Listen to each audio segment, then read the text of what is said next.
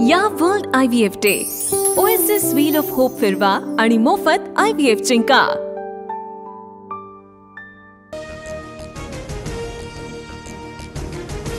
निवृत्त न्यायमूर्ती शिंदे जरांगेंच्या भेटीसाठी रवाना। माजी न्यायमूर्ती शिंदे कोकण विभागाचे विभागीय आयुक्त जरांगेंशी चर्चा करणार। जरांगेंसोबत चर्चा झाल्यानंतर पुन्हा मराठा आरक्षण उपसमितीची बैठक होणार।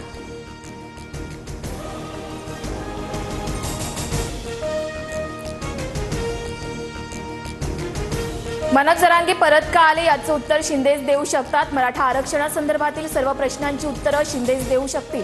राज ठाकरे यांचा नेमका रोख काय? सरकारमध्ये 3 गट, फडणवीसांना अडचणीत आणण्यासाठी एकनाथ शिंदेंकडून आंदोलकांना मदत, खासदार संजय राऊत यांचा दावा। गृहमंत्री अमित शहा आणि एकनाथ शिंदे यांच्यात 1 तास बैठक। मराठा आरक्षणासह पालिका निवडणुकांवर चर्चा, सूत्रांची माहिती।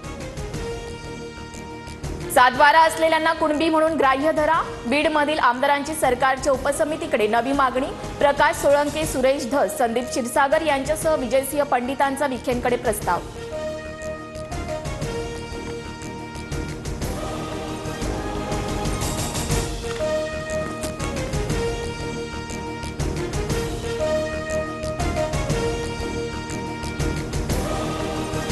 माझ्यासाठी गठीत वंशावळ समितीला 30 जून 2026 पर्यंत मुदतवाढ। जात प्रमाणपत्र, जात वैधता प्रमाणपत्र देण्यासाठी समितीस मुदतवाढ। तालुका स्तरावर तहसीलदारांच्या अध्यक्षतेखाली वंशावळ समिती स्थापन।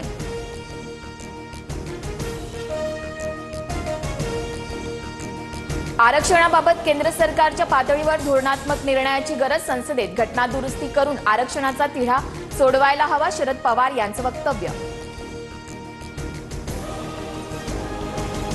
मनोज जरांगेंच्या आमरण उपोषणाचा दुसरा दिवस। ओबीसीतून काढून आरक्षण द्या अशी आमची मागणी नाही। आमच्या कुणबी नोंदी ओबीसी आरक्षणातीलच सरकारनं संभ्रम निर्माण करू नये, जरांगेंचं वक्तव्य। 3 तासानंतर बीएमसी समोरील वाहतूक कोंडी पोलिसांनी सोडवली। आंदोलकांना एका बाजूला करत पोलिसांनी संयमानं वाहतूक सुरळीत केली।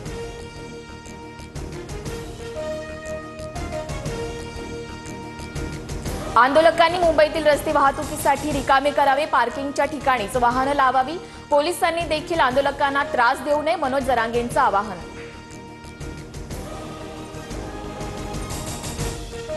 मुख्यमंत्र्यांच्या सूचनेनंतर मराठा आंदोलकांसाठी स्वच्छतागृहांची व्यवस्था। आझाद मैदानात 236 मोबाईल स्वच्छतागृह तयार। स्वच्छतेसाठी 100 कामगारांची टीम सज्ज। मैदानावर 11 टँकरद्वारे पाणी उपलब्ध।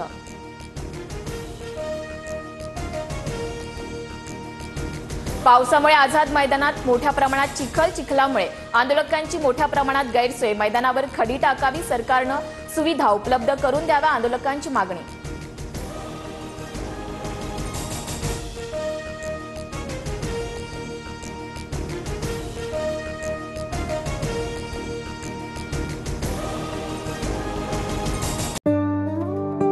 या world IVF day oasis wheel of hope फिरवा आणि मोफत IVF जिंका।